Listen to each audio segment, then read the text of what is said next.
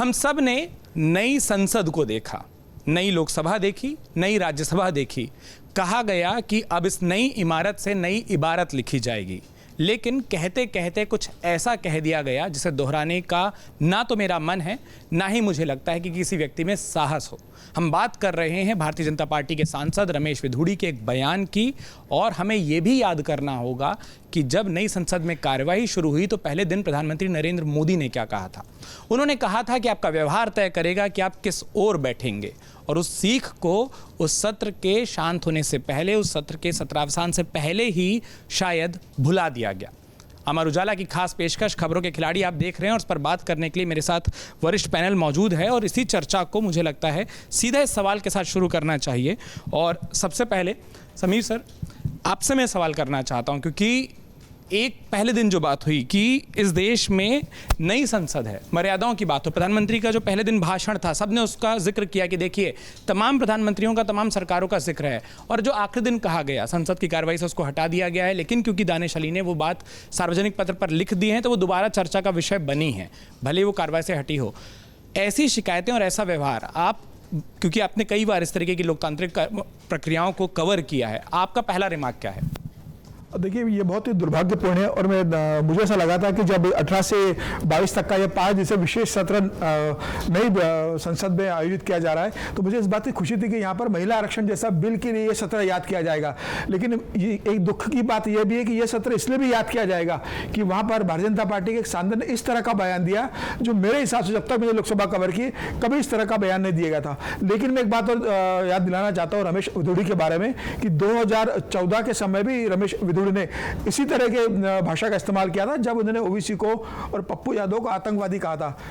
उस समय की लोकसभा स्पीकर सुमित्रा महाजन से उस समय पत्रकार दीर्घा में मैं भी बैठा हुआ था। उसके बाद कार्रवाई खत्म होने के बाद हम स्पीकर के उसमें गए थे जनरल किसी विषय में बात करने, तो तब मैंने सुमित्रा से पूछा था कि क्या लगता है आपको इस तरह के बयान से रमेश विधुड़ी की बात के। तो सुमित्रा ने बहुत स्पष्ट कहा था कि मैं व्यक्तिगत रूप से बिल्कुल सहमत नहीं हूँ, लेकिन रमेश विधुड़ी के व्यक्ति कि जो आदत है राजनीति करने की, तो उनसे इससे बेहतर की उम्मीद नहीं की जा सकती। इस तरह के बयान देने के आदी है। ये पार्टी को देखना पड़ेगा कि उन्हें कैसे कंट्रोल किया जाए लोकसभा के अंदर। अगर मेरा बस चलेगा तो मैं उन्हें सत्र के लिए बाहर कर सकती हूं। तो मुझे ऐसा लगता है कि रमेश विधुड़ी का जो पूरा इतिहास रहा है, मतलब एक नेता के रूप में जब वो सड़क पे भी जब चुनाव लड़ते हैं या रैलियां करते हैं तो इस तरह की भाषा का इस्तेमाल करते हैं, और वही भाषा उन्होंने वो संसद के अंदर इस्तेमाल किए। मुझे लग रहा है भारतीय जनता पार्टी के लिए बहुत ही एक एम्ब्रेसिंग सिचुएशन है। मतलब भारतीय जनता पार्टी चाहकर भी इसे डिफेंड नहीं कर सकते, और इसी कारण शायद पार्टी ने कारण बताओ नोटिस जारी किया है। इस तरह की शुरुआत नए सत्र की नहीं होनी चाहिए थी, मुझे ऐसा लगता है। लेकिन ये दुर्भाग्य है कि रमेश विधुड़ी ने उस नए सत्र जहां पर महिला आरक्षण का बिल ऐतिहासिक तरीके से पास हुआ, सिर्फ 2 वोट विरोध में गए और सबने जिसका समर्थन किया था, उस सत्र का समापन रमेश विधुड़ी के बहुत ही निम्न स्तर के बयान के लिए भी याद किया जाएगा। यह एक दुर्भाग्य है। अवधेश जी, निशिकांत दुबे ने महिला आरक्षण बिल पर जब अपनी बात रखी थी, उन्होंने कहा था कि आखिरी बॉलर जो विकेट लेता है ना वो याद रहता है। तो वो और उनका बिल को लेकर ये कहना था कि जो आखिरी वर्ष को लाएगा और जो पारित कराएगा क्रेडिट उसको मिलेगा। वैसे ही आखिरी दिन जो बयान है ना वो ज़्यादा याद रह जा रहा है। हम बात कर रहे थे कि नई संसद है, इतिहास बनाना है, लेकिन ये जो आखिरी दिन कहा गया और जिस बात का जिक्र समीर जी ने किया, मैं उसमें एक लाइन और जोड़ दूँ। हमने खबरों के खिलाड़ी पर ही चर्चा की थी, संजय सिंह, उसके बाद हमने देखा था अधीर रंजन चौधरी। विपक्ष के सांसदों ने जब अमर्यादित टिप्पणी की, कार्रवाई में देर नहीं लगी, अभी नोटिस। सवाल तो इस पर उठ रहे हैं कि ऐसे बयान के बाद नोटिस देकर कौन सा स्पष्टीकरण मांगा जा रहा है? अब देखिए, आपके प्रश्न में तो फिर लोकसभा अध्यक्ष के कुर्सी पर प्रश्न हो जाएगा। मैं ये नहीं कर सकता हूं, क्योंकि लोकसभा अध्यक्ष की एक गरिमा होती है, और मैं नहीं मानता हूं कि इस प्रकार की भाषा के बावजूद लोकसभा अध्यक्ष कोई पक्षपात करेंगे। प्रोसेस में भी चीज़ें होती हैं, कई बार वो प्रोसेस में आएंगी, उसके बाद उनको जो करना है, लोकसभा अध्यक्ष के हाथ में चीज़ें होती है। सदन के अंदर कोई सरकार प्रमुख नहीं होता है। अगर सदन के अंदर जो सभापति हैं, जो अध्यक्ष हैं, उनका वो है, वो तो वहाँ कोर्ट भी उसमें हस्तक्षेप नहीं कर सकती है। आपको पता है कि संविधान ने इतने अधिकार दिया है हमारे। देखिए, हमारे देश में जैसे रमेश विधुड़ी को मैं आज से नहीं, जब वो विद्यार्थी परिषद में थे तब से मैं जानता हूँ, लेकिन इतने समय के बाद कितने भी उत्तेजना की बात हो, आप संसद में जब सदस्य होते हैं तो आपको अपनी सोच पर, अपने व्यवहार पर, अपने वचन पर अंतिम अवस्था तक संतुलन बनाए रखने की आवश्यकता होती है। और यहाँ तो प्राथमिक आवश्यकता में संतुलन गिरा है, तो उसके लिए तो शब्द नहीं है मेरे पास। इस प्रकार की भाषा अगर लोकसभा में, संसद में प्रयुक्त होने लगी तो सड़क पर क्या होगा फिर? तो ये तो देखने की बात होती है। लेकिन इसका दूसरा पहलू ये है कि क्या हमारा लक्ष्य जो है ये होता है कि किसी के भाषा को विवाद बना करके और उस पर चर्चा करके उसको खत्म, या उस प्रकार की भाषा की पुनरावृत्ति नहीं हो, कैसे रिफॉर्म हो, उस पर काम करना हमारे यहाँ सामान्य तक कहा गया है। जैसे हम लोग बचपन में थे, नाग और नागिन, सांप और सांपिन मिलती थी, दोनों जब चिपकती थी सुबह तो लोग कहते थे इस पर कपड़ा डाल दो, क्योंकि समाज को नहीं, माने हम लोग अब सोचते हैं, बचपन में सांप निकलते थे गर्मी में, वो लौट रहे तो कपड़ा डाल दो। तो यह है कि बहुत सारी चीज़ जो गंध होता है उस पर मिट्टी डालो कि वो दुर्गंध न आए। तो हमारी राजनीति, हमारी मीडिया, हमारी समाज व्यवस्था में ये चीज़ें खत्म हो रही है कि किसी से अगर कोई गलती हुई है तो उसको सुधार का अवसर, हमारे यहाँ कोई सिस्टम ही नहीं है, कानून में भी नहीं है सिस्टम। तो ये चीज़ें हो रही है पार्लियामेंट में। इससे और भी पहले की 5-7 घटनाएं हम बता सकता हूं कि ये जो है लालू प्रसाद यादव कौन है, तो तुम्हारा प्रभुनाथ सिंह उस समय इनके पार्टी में नहीं थे, ये कह रहे हैं कि कवर, आपको याद नहीं आ रहा है? 98 मेरे ख्याल से 98 में या 99 की बात होगी, उन्होंने कहा कि तुम्हारा बहनों ही हूँ, तुम्हारा, पूरा पार्लियामेंट में बोल रहे थे। ऐसे ऐसे और भी चीजें हुई है। वो आपने को बताया था उसी ने, जिसका नाम आपने लिया, निशिकांत ने बताया कि सोनिया गांधी ने स्वयं उसको कॉलर पकड़ के मारा था और मैं बचाने गया था, नाम भी बताया है। तो ऐसा नहीं कि संसद में बहुत सारी चीजें हुई है, लेकिन कोई भी एक गलती दूसरे गलती के लिए को छोटा नहीं करती है। इसीलिए इस पर एक पार्टी की बैठ के बुला करके उनको जो सजा देना है, निलंबित करना हो, आपको लोकसभा से निकाल देना हो, आप कुछ भी कर सकते हैं, लेकिन उससे चीजें सुधरेंगे नहीं, होना ही चाहिए, आगे से नहीं हो, और हो तो इसका परिमार्जन क्या हो देखना चाहिए। साथ ही साथ ये भी विचार करने की आवश्यकता है कि परिस्थितियां क्या बनती है। शाबिर अली ने क्या बोला है वो टेप भी हमारे सामने नहीं है, तो वो क्या होती है। मैं तो कह रहा हूं कि अंतिम समय तक भी, जब गांधी जी गोलमेज सम्मेलन में गए थे तो अंग्रेजों ने अंबेडकर जी को खड़ा किया था गांधी जी के खिलाफ। अंबेडकर जी ने जो कुछ नहीं कहना चाहिए गांधी जी को कहा, मतलब सवर्णों को कहा भारत में। अब लगा अंग्रेजों को कि गांधी जी इसका उत्तर देंगे और हम ताली पीटेंगे कि देखो भारत में कैसे विभाजन है। गांधी जी ने अपना माइक खोला, गांधी जी ने कहा कि हमारे पूर्वजों ने इनके साथ, इनके समाज के साथ जितने अत्याचार किए हैं, अगर ये मेरे मुंह में थूक भी देंगे तब भी मैं उस पर कोई प्रतिक्रिया नहीं दूंगा, वो भी मेरे लिए कम होगा। और उन्होंने माइक बंद कर दिया था। तो हम लोग इस सीमा तक सहनशीलता के समर्थक हैं और जीवन में मैं पालन भी करता हूं। तो मेरी दृष्टि से तो बहुत ही, मतलब उसके लिए मेरे पास शब्द नहीं है, लेकिन हमेशा एक रिफॉर्म की कोशिश जो होती है वो हमारी व्यवस्था से खत्म हो रही है। बस मार दो उसको। ठीक है, आप कह रहे हैं रिफॉर्म की कोशिश खत्म हो रही है। प्रेम जी, मैं आपके पास आ रहा हूं और इस सवाल में 2 नाम और जोड़ रहा हूं, क्योंकि कई ऐसे नाम हैं जिन पर सोशल मीडिया पर लोग सवाल पूछ रहे हैं। डॉक्टर हर्षवर्धन और रविशंकर प्रसाद, दोनों सीनियर पार्लियामेंटियन हैं, दोनों वरिष्ठ रहे हैं, कैबिनेट का हिस्सा रहे हैं, केंद्रीय कैबिनेट का हिस्सा रहे हैं, और रमेश विधुड़ी जब बोल रहे थे उनके पीछे मौजूद थे। जब बाद में राजनाथ सिंह को फ्लोर से, विपक्ष के नेता से, स्पीकर से उस बात की सफाई देनी पड़ी, माफ़ी मांगनी पड़ी, क्या ये दोनों नेता नहीं टोक सकते थे इस तरीके की भाषा को, या वहां पर वो बात नहीं कर सकते थे? और दूसरा, क्योंकि पिछली चर्चा में आपने बात कही थी कि भारतीय जनता पार्टी एक वर्ग के खिलाफ इस तरीके से बात करती है, जब आप रिप्रेजेंटेशन का उदाहरण दे रहे थे, और यही बात ओवैसी साहब ने कही है कि ये तो सोच को दिखाता है, जो पार्टी की सोच ज़्यादा है, व्यक्ति की कम है। देखिए उत्कर्ष जी, आपका सवाल इतना महत्वपूर्ण है कि तुरंत रिस्पॉन्ड करना है, लेकिन उससे ज़्यादा महत्वपूर्ण अवधेश जी की टिप्पणी आ गई है जिस पर बोले बगैर हम बढ़ ही नहीं सकते। अवधेश जी ने कहा कि अंग्रेजों ने बाबा साहब अंबेडकर को खड़ा किया। बहुत आपत्तिजनक, इससे ज़्यादा आपत्तिजनक कुछ भी नहीं हो सकता कि अंबेडकर जी ने जो सामाजिक समानता की बात कही, जो बात है उस समय कही, वो अंग्रेजों के कहने पर वो कह रहे थे। ये घोर निंदनीय, घोर आपत्तिजनक है। उसके बाद उसके गोलमेज सम्मेलन में तो पूर्व गांधी जी भी गए थे, लोग भी गए थे। सुनिए, वो अलग से कार्यक्रम था जिसमें अंग्रेजों ने बुलाया था बोलने के लिए। खेद भी जताना चाहिए, क्षमा भी मांगनी चाहिए। किस लिए खेद? ये फैक्ट है। अंबेडकर जी को अंग्रेजों ने यही आजकल चल रही जो है ये बहुत आपत्तिजनक है। बिल्कुल आपत्तिजनक नहीं है, बिल्कुल नहीं है। आप चीजों को गलत दिशा में ले रहे हैं। अंबेडकर जी को अंग्रेजों ने वहां गांधी जी के सामने बात रखने के लिए अंग्रेजों ने आमंत्रित किया था, तो अंग्रेजों ने बोला था। आप दोनों का विषय इस परिप्रेक्ष्य में आ गया, फिर हम बहुत डाइग्रेस हो जाएंगे अगर ये विवाद यहां ले गए तो। दूसरी बात, आपका जो प्रश्न है ये निश्चित रूप से हम इसको किस रूप में देखते हैं कि एक व्यक्ति हमें बहुत अच्छा लगता, बहुत संतोष होता अगर पता चल जाता कि दानिश अली और रमेश बिदूड़ी में थोड़े समय झगड़ा हुआ था और उसके बाद गुस्से में उन्होंने कह दिया। अगर ऐसा कुछ होता तो मुझे लगता चलो पर्सनल बातें थी, गलत होते हुए भी पर्सनल लेवल पर थी, लेकिन ऐसा नहीं है। सड़क छाप जो भाषा होती है ना, वह भी व्यक्तिगत होती है, एक व्यक्ति दूसरे व्यक्ति के खिलाफ बोलता है, लेकिन संसद में जो बात बोली गई है ना, वो व्यक्तिगत नहीं बोली गई है, वो पूरे समुदाय के लिए बोली गई है। वो एक इमोशंस, एक पूरे थिंक प्रोसेस को रिप्रेजेंट कर रही हैं। वो थिंक प्रोसेस जिसमें बीजेपी के तमाम नेता आए दिन लोगों को पाकिस्तान भेज रहे होते हैं, आए दिन हेट स्पीच दी जाती है, उसकी सीरीज है ये। हेट स्पीच है, ये कोई अपशब्द नहीं है। संसदीय मर्यादा का उल्लंघन वाले जो शब्दावली वहां पर संसदीय शब्द गढ़े हुए हैं, उन शब्दों के हिसाब से ये गलत हुआ, ऐसा नहीं है। वरना आंदोलनजीवी इसी संसद में सही है और जुमलाजीवी इस संसद में अमर्यादित है और संसदीय है। यही संसद है ना। क्यों? क्योंकि आंदोलनजीवी का शब्द नरेंद्र मोदी जी बोलते हैं, वो संसदीय है, और जुमलाजीवी नरेंद्र मोदी जी के अगेंस्ट में बोला जा सकता है तो वो असंसदीय है।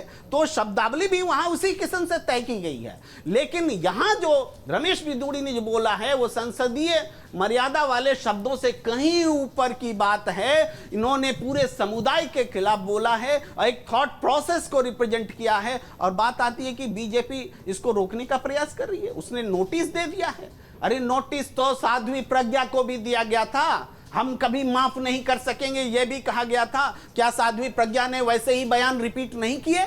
लगातार उसने वैसे बयान रिपीट किए, लेकिन उसके बाद ऐसी कोई टिप्पणी नहीं आई। रमेश बिदूड़ी फिर ये बयान रिपीट करेंगे क्योंकि ये थॉट प्रोसेस है, व्यक्तिगत गाली नहीं है, इस बात को नोट कर लिया जाए। इसी कारण से ये गलत है। और वहां जो मेजे थपथपा रहे थे, जो हंस रहे थे, मुस्कुरा रहे थे, उनका क्या, वो क्या बिना सुने हुए मेजे थपथपा रहे होते हैं? क्या वो झूठ मूठ का वहां हंस रहे होते हैं कि शब्दों पर उसकी गंभीरता को समझ करके वो हंसते हैं या निंदा करते हैं या विरोध में बोलते हैं? इसके अलावा आसन पर भी सवाल उठते हैं। हम समझ सकते हैं कि सुरेश जी जो उस समय आसन पर थे बैठे हुए, उनको हो सकता है हिंदी समझ में नहीं आती हो, ये हम उनको थोड़ा सा दे सकते हैं। लेकिन जिस तरीके से उन्होंने सिर्फ दानिश अली को रोकने का काम किया, रमेश बिदूड़ी को रोकने का काम नहीं किया, और ये जो गलत शब्द बोल रहे थे ये एक तरह से वो भी गुनहगार हो जाते हैं। इसके अलावा स्पीकर का जो रिएक्शन है, स्पीकर ने सुना कि स्पीकर ने बुला करके उनको डांट लगाई, फटकार लगाई।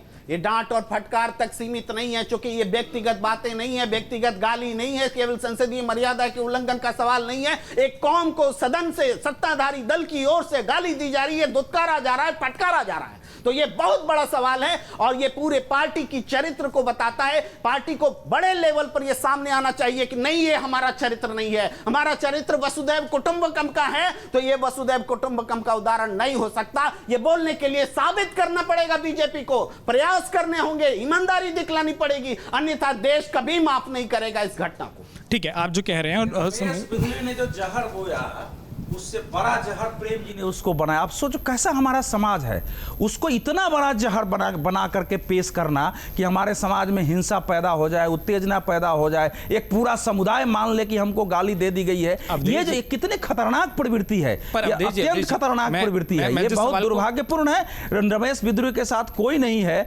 लेकिन इस तरीके से उसका विश्लेषण करना, समाज में हम लोगों का काम समाज में लगते हुए आग पर पानी डाल के उसको शांत करना है, अंदर से रिफॉर्म करना है कि आगे से ऐसा नहीं हो, न कि कुछ चीजें हो गई है तो पेट्रोल डाल के उस आग को बढ़ा के समाज को धू धू कर जलाना है, जो प्रेम जी की भाषा में जो चीजें। मैं अभी पर आ रहा हूं, लेकिन अवधेश जी कह रहे हैं उससे आधी बात तक सहमत, आधी बात से असहमत, क्योंकि ये बात तो सच है कि वो जो शब्द हैं वो एक समुदाय विशेष के खिलाफ हैं। अगर वो संसद के अंदर ना कहे जाते, इस देश के कानून के तहत उन पर FIR दर्ज हो जाती, मुकदमा चलता, क्योंकि इन शब्दों का प्रयोग सार्वजनिक तौर पर संगठन को आप किसी समुदाय के विरुद्ध बताएंगे, वो हेट मैंने कहा ना कि मैं आधा नहीं, वो हेट स्पीच नहीं। आप आधी बात से सहमत होते हैं। मैंने ऐसा क्या कहा? मैंने कहा कि एक जहर को दूसरा जहर आप बता रहे हैं, इसमें क्या गलती? आधी बात से सहमति है? आप किसी संगठन को कह रहे हैं कि पार्टी का कैरेक्टर है, वो पार्टी की सोच दिखाती है कि सभी वैसे ही कर रहे हैं। राजनाथ सिंह ने माफी मांगी है, वो पार्टी की सोच नहीं हो सकती है। पार्टी ने उसको नोटिस दिया, वो पार्टी की सोच नहीं हो सकती है। तो ये जो इस देश में जो चलाया जा रहा है लंबे समय से, जो आजादी से लेकर अभी तक चलाया गया है, वही सारी समस्या का जड़ है, जिससे कि रमेश बिदूड़ी जैसा आदमी इस ढंग से रिएक्ट करता है। तो उस रिएक्शन को से ज्यादा आप इसको अगर बना रहे हैं कि इस देश में उसको आधार बना के हम आग लगा दें, तो वो इस देश में होगा नहीं, लेकिन वो कोशिश हो रही है इस देश में। ठीक है, आप बोल रहे हैं कोशिश हो रही है, मैं वापस उन शब्दों पर आता हूं कि उसके बाद जिस तरीके से जो रिएक्शन है, जिसकी बात अवधेश जी भी कर रहे हैं, क्या ये ज्यादा बड़ा बनाकर पेश किया जा रहा है? क्या एक जो कमेंट है, एक सांसद का कमेंट है, उसको पार्टी का कमेंट बनाकर उस एजेंडे को ले जाया जा रहा है कि अब इसको लड़ाई को दो समुदायों के बीच में दिखाई जाए? तो ऐसा होना चाहिए नहीं, मैं ये चाहूंगी कि ऐसा ना हो, क्योंकि गलती तो हुई है, अमर्यादित है, और वो भी इसलिए कि एक सांसद दूसरे सांसद के खिलाफ, ये किसी व्यक्ति के खिलाफ नहीं है, संसद के अंदर एक सांसद दूसरे सांसद के खिलाफ ऐसी आपत्तिजनक भाषा का इस्तेमाल कर रहा है, बिल्कुल अमर्यादित है। मुझे लगता है इसमें कहीं कोई विरोधाभास नहीं, कोई अलग स्वर नहीं होना चाहिए, और ये बिल्कुल गलत है। और इस पर जाहिर है कि पार्टी ने चलिए नोटिस दिया, किस तरह से माननीय अध्यक्ष जी इस पर संज्ञान लेते हैं, इस पर हमारी नज़र रहेगी। दो बातें हैं, एक तरफ स्पेशल सेशन में आप विमेन रिजर्वेशन बिल की बात कर रहे हैं जो बहुत महत्वाकांक्षी है, प्रोग्रेसिव है, चंद्रयान 3 की भी बात कर रहे हैं जो कि बहुत ही प्रोग्रेसिव है और इंडिया को ग्लोबल मैप पर ले जाता है। इतने विकास की जब आप बात कर रहे हैं तो यहाँ पर ये बयान आना, ये भी अपने आप में बहुत दुर्भाग्यपूर्ण है और विरोधाभास है एक तरह से, क्योंकि आप सबको साथ ले जाने की बात कर रहे हैं और सम्मान की बात कर रहे हैं। तो बिल्कुल मुझे लगता है कि ये सब हम सब को ये मानना चाहिए, और ये नहीं कि अब इस पर रिएक्शन देकर हम इस चीज़ को, इस झगड़े को और आगे बढ़ाएं। मैं तो ये भी अपील करूँगी कि हम यहाँ भी इस बात को बहुत तथ्यात्मक रूप से देखें, गंभीरता और संजीदगी से देखें कि किस तरह से ये चीज़ें ना हो। दूसरी बात और ये भी, सज़ा कहीं भी क्यों ज़रूरी होती है? वो इसलिए ज़रूरी होती है कि उससे रिफॉर्म आता है, समाज को एक संदेश जाता है कि ये गलत है, आगे रिपीट ये नहीं होना चाहिए, और इसलिए सज़ा का कहीं भी कानून में प्रावधान है। तो इसीलिए अगर कोई गलती करता है, खासकर संसद से बहुत सारे लोगों को संदेश जाता है, तो इसलिए ज़रूरी है कि जो वहाँ पर सभी मर्यादा के साथ बात करें, सहयोग की बात करें, आगे बढ़ने की बात करें, और इस तरह के पिछड़े हुए आज के ज़माने में 2023 में शब्द इस्तेमाल करना, वो भी एक सांसद के लिए, मुझे नहीं लगता है कि कोई भी इसको सहयोग देगा। लेकिन आगे इस पर कठोर कदम, क्योंकि बहुत सारे सांसदों ने पत्र लिखा है अध्यक्ष महोदय को, और उन पत्रों का संज्ञान लेते हुए हमें अगले हफ्ते में देखना होगा, इस पर नज़र है सबकी कि क्या इस पर कार्रवाई और होती है। पार्टी ने तो नोटिस दिया ही है, और कहीं ना कहीं मुझे लगता है कि बिदुड़ी जी के ऊपर है कि किस तरह का वो आत्मचिंतन करें कि वो क्या कर रहे थे। ठीक है, और इसी लाइन को मैं आगे जोड़ता हूं। समीर सर, आप कुछ उसमें जोड़ना चाहते हैं? सवाल एक और जोड़ लेता हूं। राजनाथ जी ने माफ़ी मांगी, क्या रमेश बिधूड़ी आकर नहीं मांग सकते थे माफ़ी? क्या ये विवाद वहीं खत्म नहीं हो जाता जिसकी उम्मीद हम सब कर रहे हैं? अगर नहीं, उनकी कोई नहीं। वो सूत्रों के जरिए सर जो खबर, उनकी कहीं कोई ऑफिशियल माफ़ी, उसके बाद वो लगातार ट्वीट कर रहे हैं, एक्स पर बातें लिख रहे हैं, जो कमेंट सबने देखा हो वो सार्वजनिक तौर पर, क्या उन शब्दों के लिए माफ़ी नहीं मांग सकते? जो हम उम्मीद कर रहे हैं कि विवाद का पटाक्षेप हो, ये दूसरा ही पक्ष क्यों करे? जो उसमें शामिल रहे वो दोनों अपनी बात कह लेते। लग रहा है रमेश बिधूड़ी को तत्काल माफ़ी मांग लेनी चाहिए थी। आप लिखकर माफ़ी नहीं मांग सकते थे, आप ट्विटर पे अपनी भाषा के लिए खेद प्रकट कर सकते थे। मुझे लग रहा है पार्टी ने नोटिस दिया है, वो पार्टी के नोटिस में जवाब देंगे और इस बात के लिए खेद जरूर प्रकट करेंगे। लेकिन मेरा कहना है कि किसी एक व्यक्ति के बयान को पूरी पार्टी की विचारधारा से और पूरी पार्टी के उसके समर्थन के बयान से रूप में नहीं देखा देना चाहिए। प्रधानमंत्री मोदी लगातार सबका साथ, सबका विकास, सबका विश्वास और सबका प्रयास की बात करते हैं और सभी धर्म को लेकर साथ में चलते हैं। ये जरूर है कि इस तरह के जो एलिमेंट्स है भारतीय जनता पार्टी के अंदर, वो प्रधानमंत्री मोदी की जो कार्यशैली और जो सबका साथ लेकर चलने की जो सोच है, उसको जरूर नुकसान पहुंचाते हैं। और भारतीय जनता पार्टी को ऐसे लोगों के कारण शर्मिंदा होना पड़ता है, और ऐसा पहली बार नहीं हुआ है। ऐसे पहले भी आपने देखा था कि एक प्रवक्ता ने इस तरह के बयान दिए गए थे, उसके कारण भारतीय जनता पार्टी को बहुत शर्मिंदा हुआ था और भारतीय जनता पार्टी ने उस बयान से अपने आप को अलग कर लिया था और प्रवक्ता पर कार्रवाई भी की थी। तो मुझे ऐसा लग रहा है कि भारतीय जनता पार्टी को भी अपने सांसदों को और पदाधिकारियों को बहुत स्पष्ट हिदायत देना चाहिए कि सार्वजनिक जीवन के अंदर भारतीय जनता पार्टी चाल, चरित्र और चेहरे के लिए जो जानी जाती है उसे बनाए रखे और किसी भी इस तरह का बयान न दे जिससे सामाजिक माहौल खराब हो और खास तौर से प्रधानमंत्री नरेंद्र मोदी और भारतीय जनता पार्टी की छवि खराब हो। मुझे ऐसा लगता है कि भारतीय जनता पार्टी को इसमें स्ट्रिक्ट एक्शन लेना चाहिए, जिसके लिए भारतीय जनता पार्टी जानी जाती है। देखना होगा 15 दिनों बाद भारतीय जनता पार्टी इसको किस रूप में लेती है। ठीक है, प्रधानमंत्री मोदी जी अक्सर वो अपनी जो ब्रीफिंग होती है उसमें जरूर ऐसा कहते रहते हैं। कई बार जब सांसदों के साथ उनकी बातचीत होती है उसमें उन्होंने ये बार बार स्पष्ट रूप से कहा है कि आप क्या बोल रहे हैं और कैसे बोल रहे हैं, इस पर जरूर आप संज्ञान लीजिए और अपने व्यवहार में, अपने कार्य और करनी में ये जरूर आप परिलक्षित कीजिए कि आप सही ढंग से अपनी मर्यादा को लेकर आगे चल रहे हैं। ये बात हर बार सांसदों से जब बात हुई, पार्टी के पदाधिकारियों से बात हुई, कल G20 के अधिकारियों से बात हुई, उसमें बहुत सारी उन्होंने ऐसी बातें की हैं। तो मुझे लगता है कि अगर आप ये देखें तो एक अध्यक्ष पार्टी को हेड करने के तौर पर, पूरे देश को हेड करने के तौर पर, मुझे लगता है कि ये चीजें पसंद नहीं की जाती हैं और ये होनी भी नहीं चाहिए। यही, और ये बात सामने भी आई थी, उन्होंने ये भी कहा था, जो मंत्रियों के साथ मीटिंग हुई थी उसमें कहा था कि आप बयानों को लेकर खासतौर पर ध्यान दें, आप अपनी उपस्थिति को लेकर ध्यान दें। जो सांसदों के साथ उन्होंने कहा था कि आपकी संसद में उपस्थिति हो, और जब आप सत्र ना चल रहा हो तो आप अपने क्षेत्र में हो। सांसदों के दायित्वों का क्या निर्वहन होना चाहिए, जब ऊपर से मैसेज जाए उसके बाद उसको न माना जाए तो कार्रवाई की अपेक्षा कहाँ गलत है? देखिए, ये तो विपक्ष के ऊपर है। विपक्ष की बहुत सारी अपेक्षाएं हो सकती हैं। अगर विपक्ष को लगता है कि रमेश बिधूरी जो सांसद हैं, लोकतंत्र द्वारा चुने हुए सांसद हैं, उनको अगर चुनौती देनी है उन्हें, तो कोई ऐसा कैंडिडेट उतारे कि रमेश बिधूरी कभी भी इलेक्ट होकर ना आ सके पार्लियामेंट में। This is a democracy. आपको अगर किसी व्यक्ति विशेष से इतना आहत हुए हैं, आप क्यों नहीं एक माइनॉरिटी कम्युनिटी के कैंडिडेट को उतारिए अगली बार सामने, रमेश बिधूरी के, और उनको ऐसा बुरी तरीके से हरा दीजिए और फिर बताइए कि देखिए ये हश्र होता है अगर आप मर्यादा की सीमाओं को लांघते हैं। मेरा कहना सिर्फ इतना है कि नई पार्लियामेंट में नया क्या है, वही अपशब्द आ रहे हैं, उसी तरीके से लड़ाई झगड़े हो रहे हैं, और उसी तरीके से चाहे कोई विमेन की बात हो या फिर अब किसी रिलीजन की बात हो, उसी तरीके से हम लोगों को शर्मसार कर रहे हैं। एक बात हमें ध्यान रखनी चाहिए, that we are a very young democracy. हम सिर्फ 77 ईयर्स पुराने हैं, जहां America is more than 450 years old. It's an evolving democracy. Bharat का जो वोटर है वो भी धीरे धीरे सीखेगा, और जैसे जैसे हमारी डेमोक्रेसी और वाइब्रेंट होगी, कंप्लीट मेजॉरिटी से आएंगे सांसद लोग, उतनी ही अपनी सीमाओं का उल्लंघन करेंगे, बिकॉज उनको पता है कि हमारे पास ब्रूट मेजॉरिटी है। तो धीरे धीरे we will see more of this, because हम आज एक उस इन्फ्लेक्शन पॉइंट पे हैं जहाँ पे एक टाइम आएगा जब ये सब बहुत अधिक हो जाएगा, and then the voter will start thinking कि नहीं, we have to look beyond the candidate, हमें उसके वर्क पे उसे असेस करना चाहिए। तो जैसा कि अवधेश सर कह रहे थे और राखी मैम भी कह रहे थे कि हमें इसको इतना अधिक तूल नहीं देना चाहिए। हो गया, ये भाजपा के अपने घर का मामला है। एक घर के मुखिया राजनाथ सिंह ने माफी मांग ली है, और अब वो लोग देखेंगे कि उसके विषय में क्या कर। हम सवाल इसलिए उठते हैं ना क्योंकि टेम्पल ऑफ डेमोक्रेसी में हो रहा है, ये पार्टी के अंदर नहीं हो रहा है, ये किसी पार्टी की रैली में, पार्टी के अधिवेशन में नहीं हो रहा है। आपने इन्विटेशन देकर लोगों को बुलाया कि विशेष सत्र है, नई संसद है, आइए और देखिए, और आप दिखा क्या रहे हैं। तो जो आप कह रही है ना, सवाल सिर्फ इसलिए उठ रहे हैं कि जब दर्शक दीर्घा भरी गई हो, जब दर्शक दीर्घा में आप बाहर से लोगों को बुलाए हो, दूतावास से लोगों को बुलाए हो कि हमारी डेमोक्रेसी कैसे रन करती है, तो उसका ये परफेक्ट एग्जांपल मैं नहीं मानता कि ये हो सकता है। और इसीलिए वो सवाल होनी चाहिए कि we are not the perfect democracy. क्यों हम कनाडा की बात नहीं कर रहे हैं, जिसको हमने G7 जैसे प्रेस्टिजियस ऑर्गेनाइजेशन से आज पूरा आइसोलेट करके अलग थलग फेंक दिया। It's a huge win for India.